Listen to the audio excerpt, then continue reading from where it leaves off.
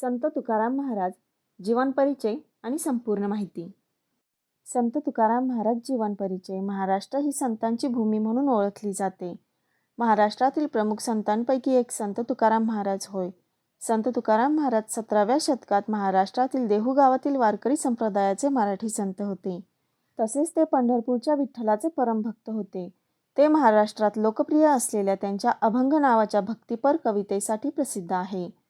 श्री संत तुकाराम महाराज यांची संपूर्ण माहिती. जन्म. संत तुकाराम महाराज यांचा जन्म 1598 साली पुणे जिल्ह्यातील देहू नावाच्या गावात झाला व त्यांचे पूर्ण नाव तुकाराम बोलोबा अंबिले होते. आई वडील. संत तुकाराम यांच्या आईचे नाव कनकाई होते तर वडिलांचे नाव बहेबा उर्फ बोलोबा असे होते. तुकोबांचे आई वडील खूप प्रेमळ होते. तुकोबांचे बालपण आई वडिलांच्या छत्रछायेखाली अगदी काळजीपूर्वक झाले. पत्नी. संत तुकाराम महाराज हे 18 वर्षांचे होते तेव्हा त्यांच्या आई आणि वडिलांचे निधन झाले. तसेच त्या काली देशात तीव्र दुष्काळ पडल्यामुळे त्यांची पहिली पत्नी आणि लहान मूल यांचे देखील निधन झाले. तसेच पुण्याचे आप्पाजी गुळवे यांची कन्या जिजाई म्हणजेच आवली हिच्याशी त्यांचा द्वितीय विवाह झाला.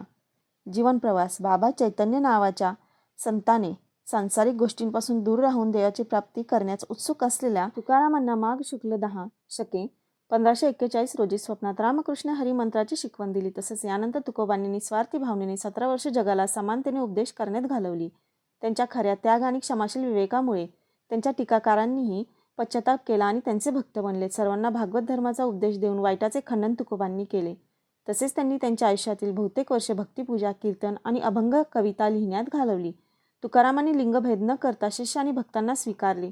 त्यांच्या प्रसिद्ध भक्तांपैकी एक होती बहिणाबाई, एक ब्राह्मण महिला ज्यांनी भक्ती मार्ग आणि तुकाराम यांना गुरु म्हणून निवडले. साहित्य कृती. तुकारामांनी अभंग कविता रचली जी मराठी साहित्याची एक छंदात्मक शैली आहे. साधी, थेट आणि लोककथांना सखोल आध्यात्मिक विषयांशी जोडते. तसेच तुकारामांचे काम लोकगीत शैलीत रचलेल्या अनौपचारिक त्यागाच्या कवितांसाठी ओळखले जाते जे स्थानिक भाषेत रचले गेले आहे.